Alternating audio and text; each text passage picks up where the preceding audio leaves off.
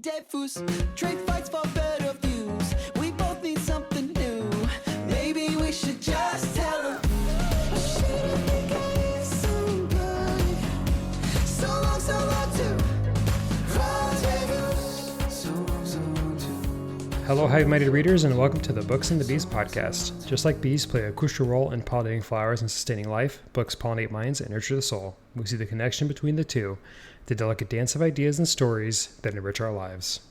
I'm Hailey. I'm Cody. Welcome to our podcast. Hello, hello. Hello. Welcome, welcome. We're out here. We're out here, episode 34. Officially in the 30s. Yes. We're getting there. Yeah, we're like middle-aged. Middle-aged. Middle-aged. What happens when we get past 100? We're just dead. Yeah. The podcast will then be wise beyond its years. Yeah, it'll be Gandalf, you know. Yeah. However old Gandalf was. Speaking of which, have you been... I saw that Rings of Power season 2 came out. Did you? I saw that. Have you guys partaken in it yet or anything like that? No, we watched like the first 2 episodes, or maybe just the first episode, and just never got back into it. But like the first season. Yeah. Yeah. But I really, really want to I want to get into it because I love that franchise so much. Yeah. I watched it. My wife's not a big Lord of the Rings fan. So I watched the whole season. It's different, but I think I ended up enjoying it in the end. It was unfortunate the House of Dragon was coming out at the same time because I feel like House of Dragon was just so much better in the sense of action and everything. Yeah. And we just are catching up with House of Dragon. My wife and I are watching that together, and we're on the last episode of season 2. So yeah, it's getting good. Once we finish that, I think I'll probably watch Rings of Power season 2, but I haven't started it yet.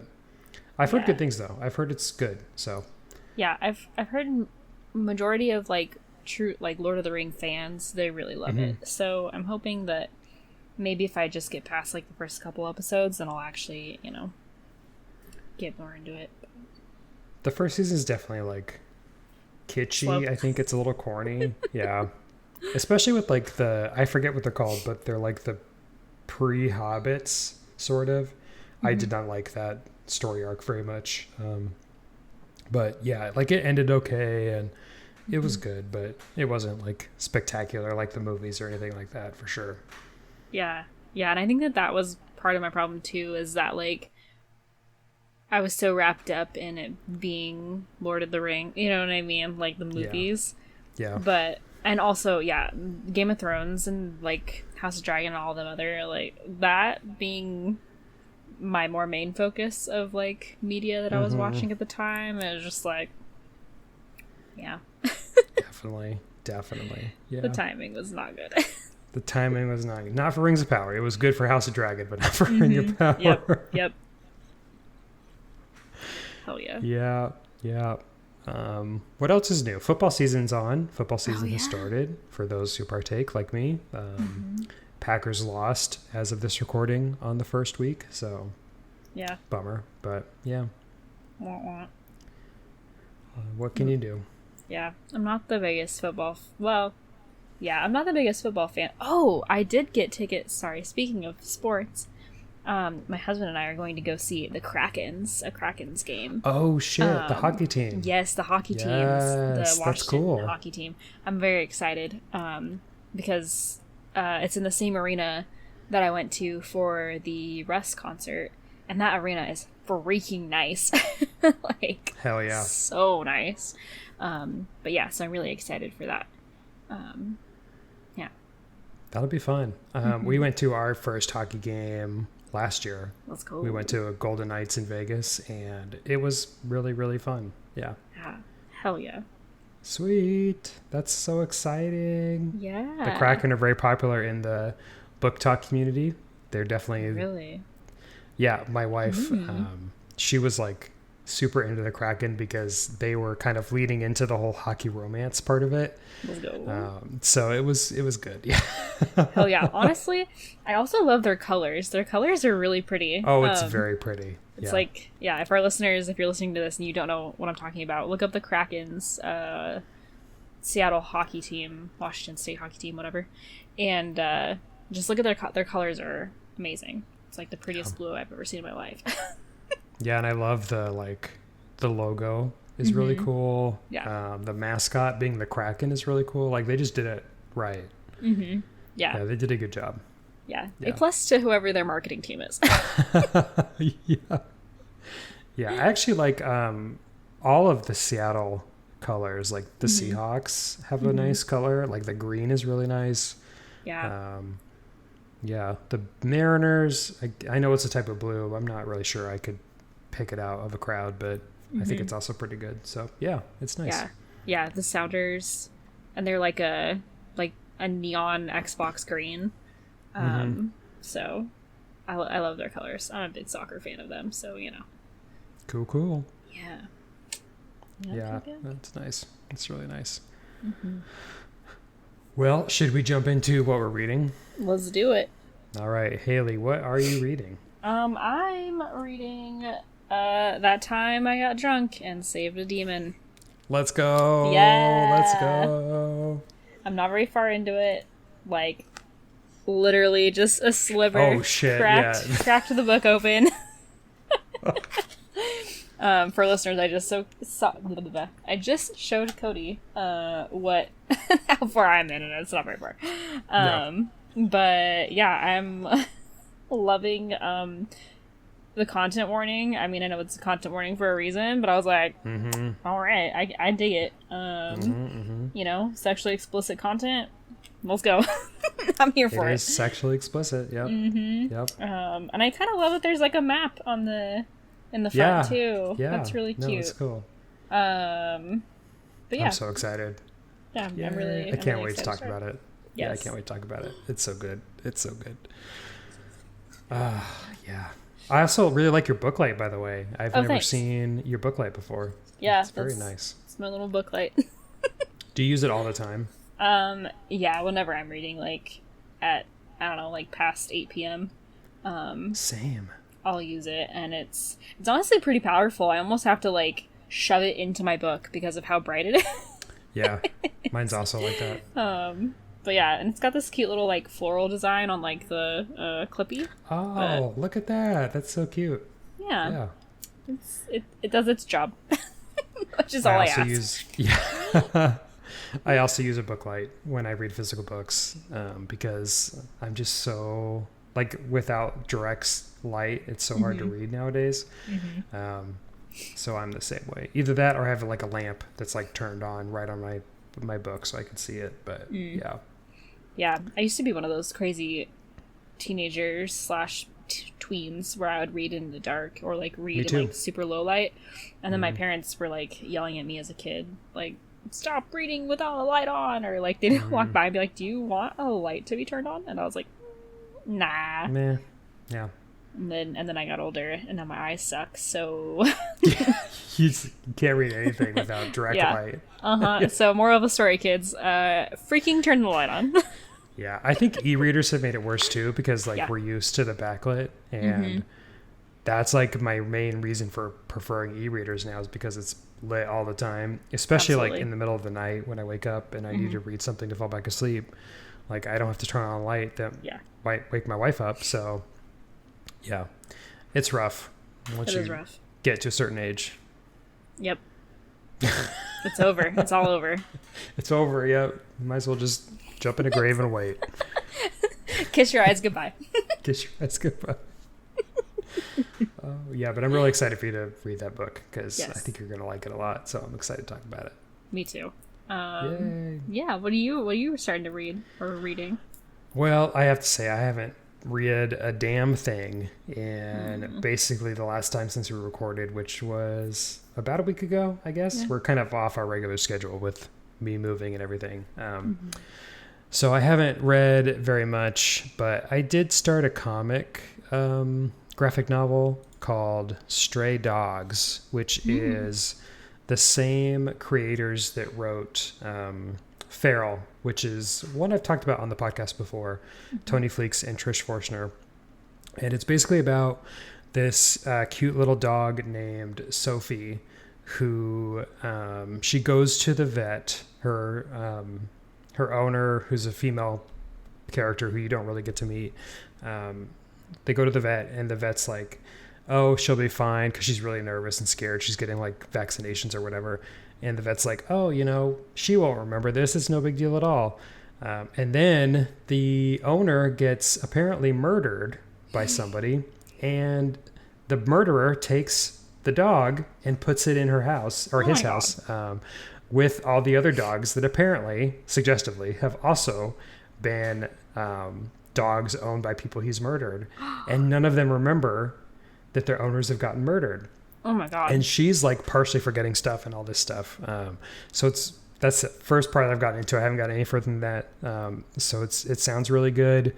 It's only 5 issues, I think. So it's pretty quick. I actually own all 5 in this little comic novel, so it shouldn't be too bad. But I'm really excited to read it because it's interesting, and my brain can't handle more than a comic book series right now. So that's basically what I'm stuck with until I start an actual book, which I might start one tonight, but I won't say what it is just in case I end up not liking it. But yeah, that's what I'm reading. That's fair. That's totally fair and valid. But also, that sounds like a really good graphic novel premise. Like, holy shit, like, the animals are essentially the trophies. That's crazy. It's great. Yeah, it's crazy. And I love animal POV. So it's good. Yeah, it's really good. Wow. That's so cool. I love it. I love it. Do you have any beekeeping to chat about? I don't think so. Okay. Nah, I don't think so. Okay. I will mention, I guess I can mention it here, that this month is National Get a Library Card Month, or whatever they call it. So if you want to go get a library card, now's a great time to do it to celebrate the month. I just got a library card in the town that I moved to today, so it was very fitting. But yeah, go get a library card, because for one, we talk about libraries a lot on this podcast. That's actually where I get most of my books, is from the library, and they need support, especially in states that don't or that are doing book bans and are causing a lot of problems. So it's good to go to your library, get a card, and check out what they have, because they have probably a lot more than you think they do. Yay. Yeah. We love libraries. Hell yeah. Man, I really should go visit a library. Haven't been to a library in a while. This could be your month. It could. Totally could. Yay. Fun. Hell yeah. Okay, that's all I have. Oh, well, that's a good one, so. We tried. Yep. But I will say today's topic is actually a pretty big topic, so it's probably good we don't have a whole lot of beekeeping.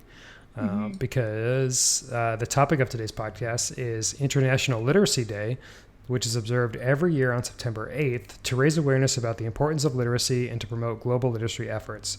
This day aims to highlight the challenges faced by individuals and communities around the world who lack basic reading and writing skills, as well as celebrate the progress made towards achieving universal literacy. So that's what we're going to talk about today, because obviously literacy is very important. And even though I'm assuming most of our listeners are from the United States or from the UK, but there are countries all over the world that still have very poor literacy rates and definitely need to be addressed. And we should do whatever we can to help increase literacy rates across the world, because a smarter global population makes everything better. That's all I can say about that.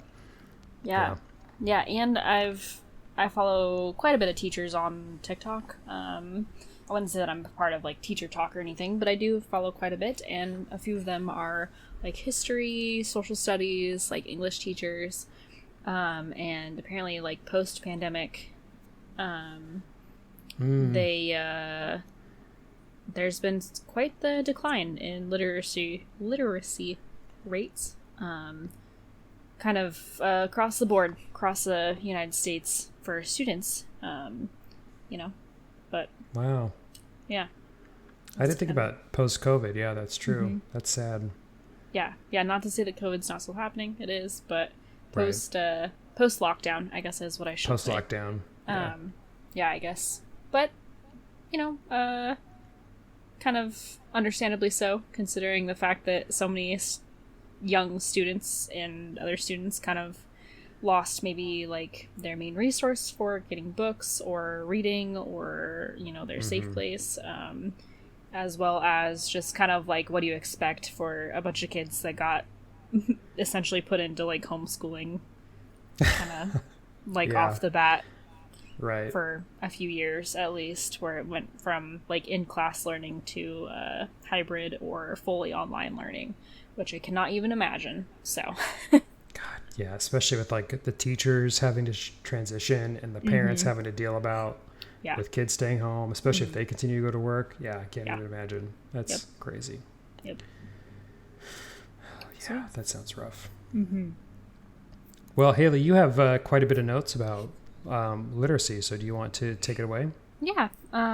So when we kind of came up with this topic for the podcast, I figured, I should first kind of describe what is literacy.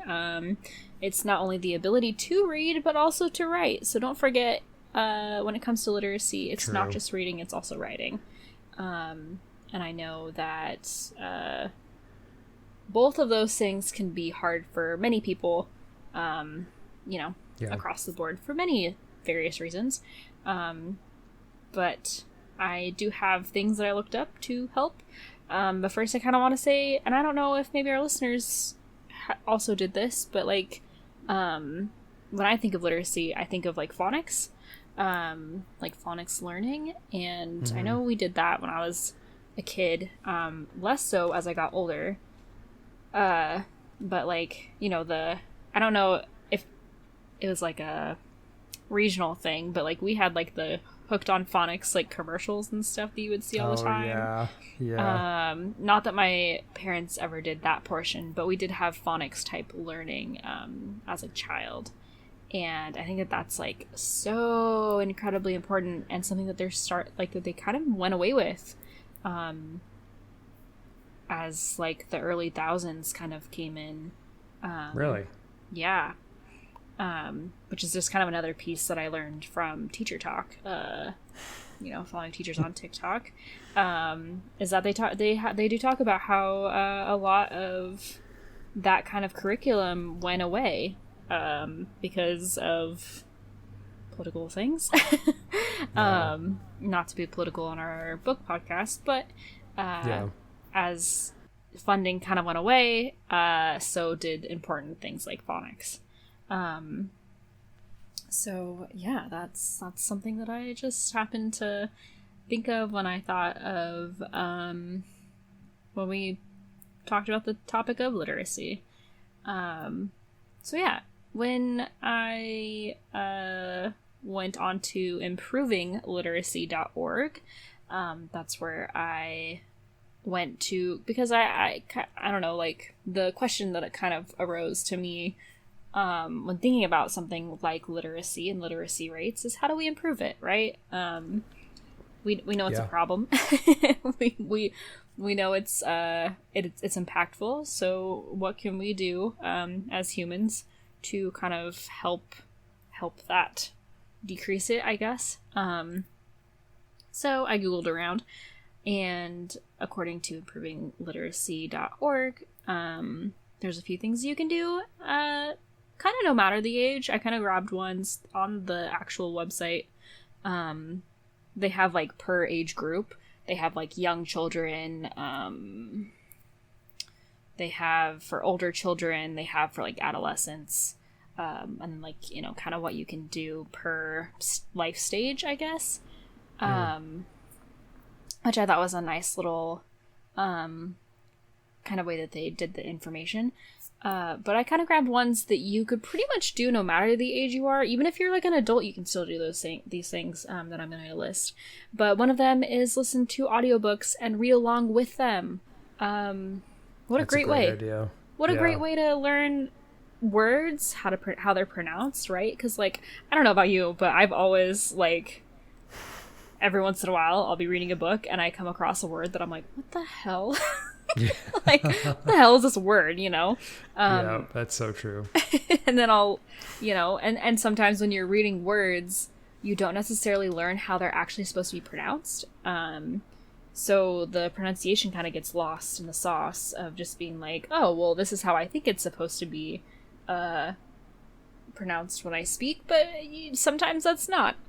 For example, when I was in high school and I was in one of my English classes, in one of my like papers or something, I put instead of saying that they're hypocritical, I put a hypochondriac.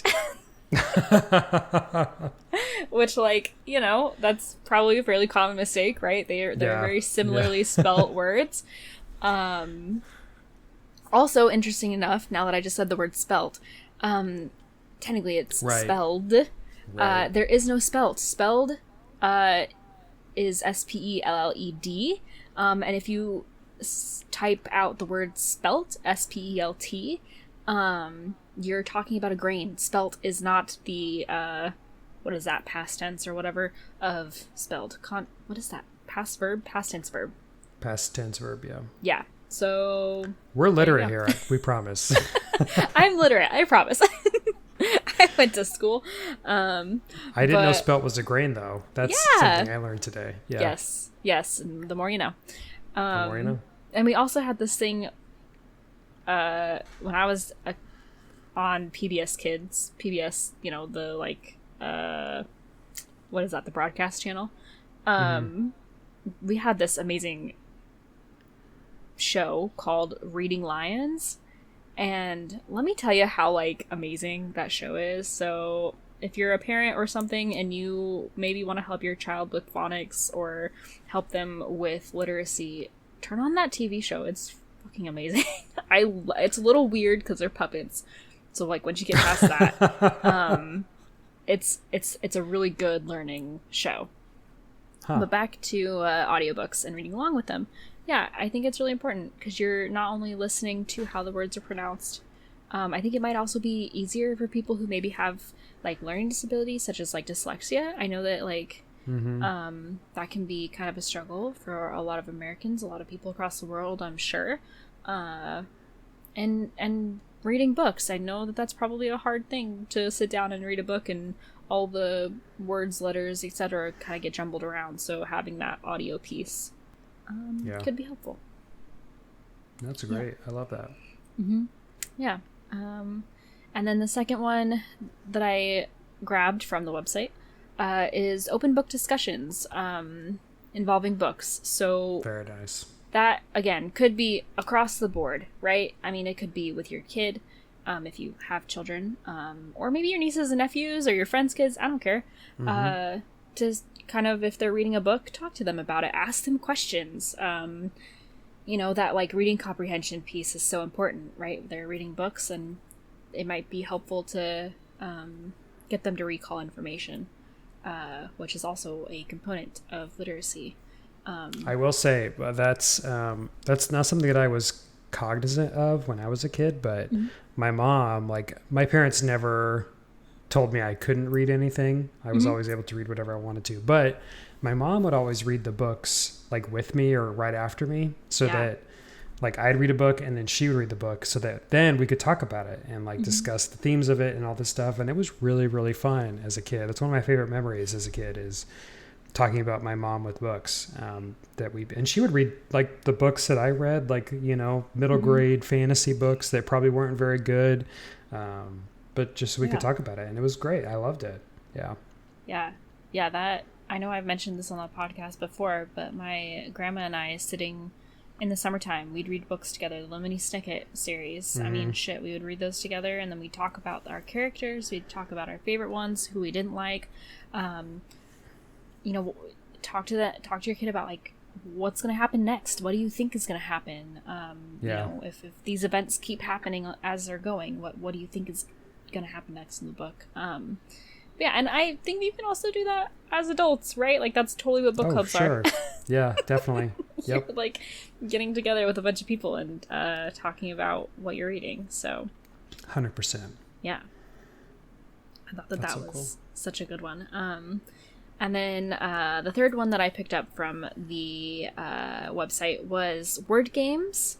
So all sorts of word games. And then I kind of grabbed ones that I know that I played as a kid, and that I still enjoy as a kid, or as an adult. I'm not a kid. I'm an adult. I wish I was a kid. But word games like Bananagrams. Bananagrams are kick-ass. I love Bananagrams. It's such a fun game. It is, yeah. Like, such a good fun. Boggle, I don't know. That's kind of an older game. I don't even know if kids still play it today, or like young people still play Boggle, but I remember very vividly playing Boggle as a kid growing up and having the stupid, I mean, because it's like a, how do I describe it? It's like a piece, and it has like little pockets in the like square box thing, and then you have to like, I think there's a timer, and you have to like put words together like so quickly, or it like pops them up. Yeah. And like each It was of like these... dice. Yeah. And like this little kind, I don't know how to describe it. Yeah, like a little, like it jumps up and down, and the dice with the letters move around, and then it stops, and the letters sit in, and then you have like, I don't know, 2 minutes or something to like make words that have to connect with how the letters were played out. Yeah. It's very fun, but it's also extremely stressful. Yes, it's like so stressful, but it's so fun. And I always played these games, like my uncle and my grandma would play these games with me, so you know they're like adults, which helps you know, with like words and also recall, right? Like trying to remember what words you can make off of if you have like a C and an A and a B, and you're like, shit, what words can I make off of these? But yeah, another really good game. And then my personal favorite, I have very fond memories of this game growing up, because we usually played it as a family, like Thanksgiving, Christmas, etc. Easter, is Scrabble. It's Classic. Can't go wrong. Can't go wrong with Scrabble. No. Yeah, but yeah, that's another game that I thought was really, really good one, and it's good for literacy, right? Because you gotta know how to spell. The amount of times that we like had to break out the dictionary in that game. Yeah. You know, to make sure you even knew you were doing a word, like that's the biggest thing, is like, I think this is a word, and like, no, I don't think this is a word. yeah Or like you know, you're calling out so and so because you're like, hey, I don't think that's a word. They're like, yes it is. You're like, no the hell it's not. Break out the dictionary, we're checking right now. Yeah. Oh my gosh. But yeah, so many memories, you know.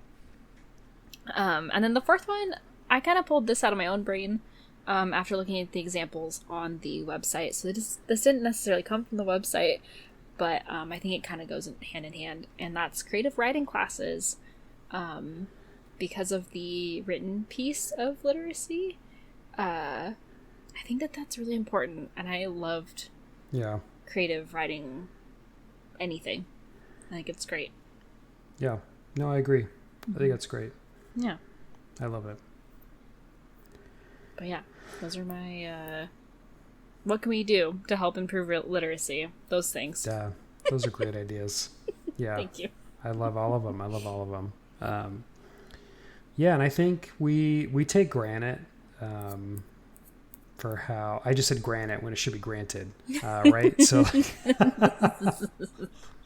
we take for granted what literacy is, because, you know, if you're in the United States or in other, you know, developed nations, you really kind of, you know, you learn literacy, and just about everybody's literate enough to at least be able to like read and write. But in a lot of nations, that's not the case, especially for women or for children. Like most of the time when we talk about literacy rates, it's usually the women and children who are not literate in countries. And according to UNESCO, who is the organization that they founded Literacy Day, and they have a conference actually about literacy every year. About 773 million adults worldwide still lack basic literacy skills. 2/3 of them are women. Wow. So 66% of 773 million, which is math I can't do in my head, is illiterate. Women, I should say. They're all women that are illiterate. And so that's really terrible because that's hard. Imagine not being able to read or write and do basically anything you need to do and not be able to, open a bank account or, read whatever you need to read as far as like a lease or something. Like all that stuff is lacked within these people. So it's definitely something that needs to be addressed. And there is a conference every year that happens around Literacy Day. And this year it is September 9th and 10th. So this podcast episode will come out on the 10th. So if you are interested, you can check it out. There is online events you can watch. And it's actually taking place in Cameroon, which is a country in Africa. And Cameroon has one of the worst literacy rates. I have these pulled up somewhere here. Let me see.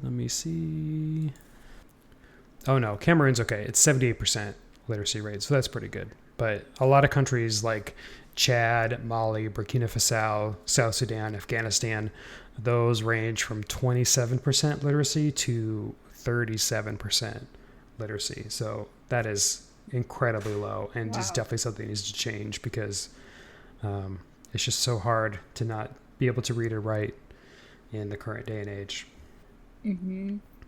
How does it say what you? So the U.S. apparently, I looked at it. I'll read what this list is 100%. So Russia, Poland, Ukraine, Uzbekistan, Kazakhstan, Cuba, Tajikistan, Azerbaijan, Belarus, and Kyrgyzstan all are 100%. The U.S. and the UK apparently have more stringent requirements for what they consider illiteracy. And I can't find within this article, and I even tried to look at it while you were chatting for a second, and I could not find what is the difference of the definitions between the two. But they're saying here, many countries in North America and Western Europe utilize a more stringent definition of literacy. As such, their data would create an apples to oranges comparison to the more common definition and is rarely included in literacy data sets. So, and those countries are the United States, the United Kingdom, Switzerland, Japan, France, and Germany. So I suspect it is something to do with like spelling, like accuracy, something like that, versus just being able to read and just being able to write like basic things. That's my guess. But and if one of our listeners has expertise in this field, please feel free to email us and let us know what the difference is, because it's not something that I can find very quickly with an internet search. But so we're probably not 100%, but it's probably because of our stringent requirements. But yeah, can you imagine a country with 27% literacy? I mean, that is just horrific. Horrific. No, I couldn't. And it really makes me think of like the or I guess not think, but like be curious about the overarching like their social cultural constructs that happen within their countries, because not every country is made the same, as we kind of all know. So when you have like developed countries, you're looking at more resources, you're looking at more stringent schools, you're looking at more available access to schools. So I wouldn't say that I'm surprised, because I'm not. Given just purely based off of my background, it's like social studies, sociology type background, but it's still terrible, I think, and I wish it was better. Not because I wish that more people knew how to read, but because it makes me feel for these people who have to kind of deal with that, and who that's really shitty that they to think that there's and I know that that's true in the US, right? Like, don't get me Yeah. started on the US's problem. Because I know that we are so guilty in, like, the resources Oh, end yeah. of things and not providing for our people. I mean, look at the freaking book banning and library bullshit that's going on right now. But, you know, it makes me feel for these people that are struggling with that, who, you know, maybe they don't get to make it past a certain grade in school, or they, you know, don't have the access to libraries, books, etc. that we do, which sucks. And I wish that was that everyone could have access to books, and everyone could have the modality to learn and explore and expand Absolutely. their Absolutely. mind. Yeah. I can't agree more. Yeah. I just searched, real quick, literacy rate of the US, and according to the National Literacy Institute.com, Literary Statistics 2024 to 2025, on average, 79% of U.S. adults nationwide are literate in 2024. 21% of adults in the U.S. are illiterate in 2024. 54% of adults have a literacy below a 6th grade level. 20% are below 5th grade level. Low levels of literacy cost the U.S. up to $2.2 trillion That's a lot of money. year. Which, like, crazy. My brain didn't even think of, like, the monetary aspect of it. But Yeah, true. I didn't either. I was, Yeah. I was like, man, I mean, you know, 6th grade level. God, I don't even remember what we were learning in 6th grade. That was the year I was reading Aragon, I'm pretty sure. So That was the year that I read. I'm trying to remember. I vividly remember more of my books in 7th and 8th grade, because that's when I started getting into, like, the paranormal stuff. But I think 6th grade I was reading Lemony Snicket. Oh yeah. That sounds right. And probably, I'm trying to remember what all. I don't know. I remember, like, 4th grade Magic Tree House. Well, no, that was like 2nd grade. Yeah. I don't know. My brain's a jumbled mess anymore. My memory sucks. But Honestly, I could probably pick up a Magic Treehouse Kid and have no idea if I read it or not. Like, yeah. Yeah. Speaking of Magic Tree House, I saw that in the wild in Target. Did you really? A few days ago, and they had a box set, and I almost picked it up for my nephew. He's like 2, so like, like he's still definitely got a not while. ready to be reading any Magic Tree House books. But I was like, oh man, I can't wait for. I got excited, I guess, for Yeah. to be able to buy him that book set, because it was such fond memories. Yeah. The Boxcar Children, I think. The is what I Boxcar was Children. reading, Yep. for sure. The Babysitter's Club. I don't know if you ever read. I did not read. I Those know of them, but I books. didn't read them. Yeah, I didn't read those. Oh, The Click is what I was reading in 6th grade. The Click Yeah, books. that sounds right. That sounds about that time. Yeah. Mm-hmm. What a series. What a series. What a series. Yeah. Well, so my niece, she's 10 now, but when, I mean, I still buy her books all the time, but when she was younger, they now have a lot of like graphic novel type books that they use, which is something that I don't remember having as a kid. Like for me, it was like you went from picture books straight into like chapter books for the most part. And nowadays they have like these graphic novels where like, I think I bought her this like Owl Kids is something that was really popular.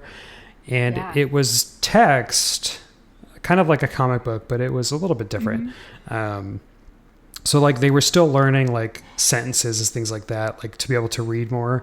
And it was in chapter style, but there was like a lot more pictures, and it was kind of like a graphic novel comic book setup, but sort of like if a graphic novel and a novel had a baby, that's like what it would be like.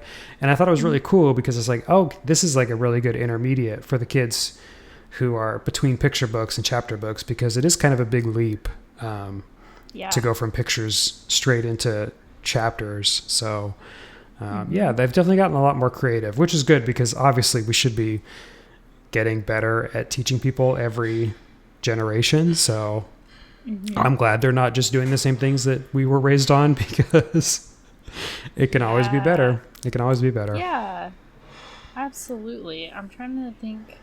That reminded me of these books that I just recently bought. I think it was last year for like Christmas or something. Because one of my good friends, she has 2 kids, and under the age of 7, I think, and maybe even 10 now. Oh my gosh. Anyways, time's flying. And she's telling me how she's really having a hard time, like, you know, like getting her kids to read. And because they're at that age where they're like, I'd rather be outside playing, or I'd rather be playing with like Legos or whatever, you know. Right. And so books just aren't really of interest. And so I was like, I'll just pick them up some books. And there was like this dragon, and you talking about the like picture book and like chapter book combo. I was trying to find the books that I had picked her up, because they were such a good what I thought was like an intermediate book, but it had to do with dragons, and it was really cool because it was like long text, and like each page was like different pictures of like the scenes that were playing out, but it was like more of like paragraphs in each. Yeah, and it was really cool. So, but yeah, that made me think of it. I don't remember what they're called. I love it. Yeah, and I mean, you know, if you want the kids in your life to be readers, the best way is, 1, to buy them books, because if they don't have books, they're not going to read them. And 2, like, talk about books with them. You know, I think when I was growing up, both my parents were readers. And so, like, I remember my mom reading, my dad would read, my grandparents would read. And so, like, I see them reading, and I'm like, oh, I want to read. Like, because you want to be like the adults in your life. And so read with your kids, read with your, you know, the children in your life. That way they have a role model to go off of, because otherwise they are going to just, you know, do what they need to do. And there's definitely something to be said about going outside and playing. That's very important. And, you know, Legos are great too, teach a lot of skills. So like, there's nothing wrong with doing that, but you know, reading is also very important. And so getting them to do that is very good too. Yeah. Yeah. And like, I mean, I put these in the notes, but I think that's like the main thing, right? Is like, if you or someone you know, or their kids or whatever, is struggling with, maybe you don't want to read, or books just don't seem very interesting, whatever, or like the thought of reading sucks, find books that are interesting. Yeah. You know, like, books don't have, like, you don't have to be, like, quote unquote a reader or literate to, like, enjoy books and enjoy, like, book mediums. Right. Find something that interests you, and find the medium that works best for your lifestyle, your day-to-day, whatever, your learning ability, you know, whether that's audiobooks, whether that's e-reader, whether that's physical copies, you know, whatever. Just find what works for you, and then find a book that sparks interest and makes you want to learn more about whatever it is. So yeah, no, the definition of a reader has changed. Like, if you read an audiobook, you're a reader, right? You're reading, even though you're technically listening, you're still reading. If you read comic books, you're a reader. If you read graphic novels, middle grade books, you know, whatever. If you read picture books to your kids, you're still reading. Like, you're still reading. So you are a reader. And I think we talked about this on the podcast, but I brought it up again for today. If you read one book, at least in America, if you read one book a year, you already read more than about half the population of the United States. So one book a year is you're a reader, and that's just it, you know? So if you only read one book, or maybe 10 books, or maybe, you know, 5 books, you're a reader, and that's great. We love you. Yes. You're a reader. You can do it. I believe in you. Even if it's like, you know, that time I got drunk to save an alien. You don't have to read like, or a demon, I guess, not an alien. You don't have to like read, you know, Anna Karenina or Shakespeare or something to be no. this high status person. Yes. Yeah, we don't need you reading Hemingway in order to... No. Plenty of people have read it. It's fine. Yeah. Let it go. Yeah. He's dead. Okay. It's fine. Yeah. Yeah. We can move on to the new age books and I mean if historical books are your jam, then like by all means. Yeah, absolutely. Yeah. But if you want to read the Dragon Smut book, read the Dragon Smut book, Hell yeah. Exactly. If you put a nonfiction? Yeah, if you put a nonfiction book in front of my face, I will not read it. Yeah. It's just not gonna happen. I mean, people can recommend me all sorts of biographies, bibliographies, freaking science. I'm just not gonna read it. I'm so sorry. Yeah. No, it's true. It's not true. happening. Yeah. Yeah. Everybody has their own tastes. Mm-hmm. Yep. Exactly. Yes.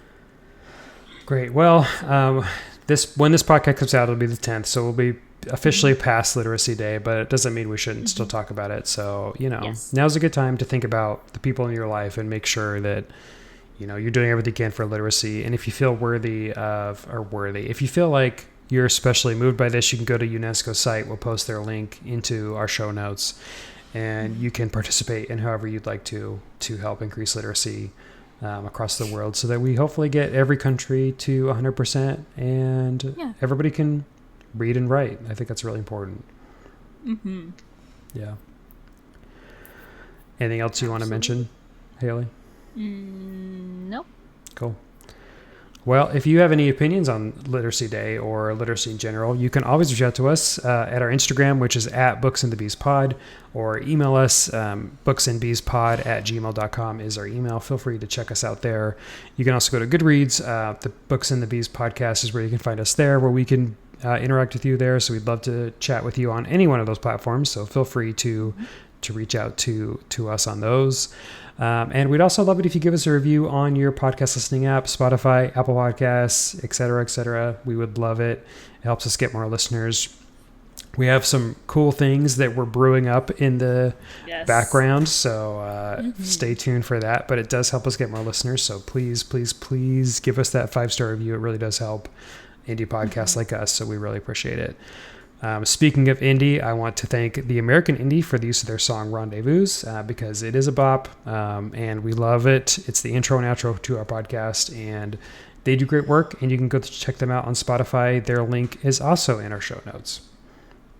Hell yeah. Cool. All right.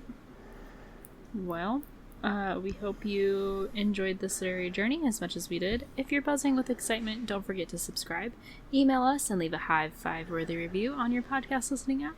Until next time, happy reading, and may your shelves be filled with tales as enchanting as a blooming garden. Keep the buzz alive, and we'll catch you in the next chapter. Bye for now. Bye. So long to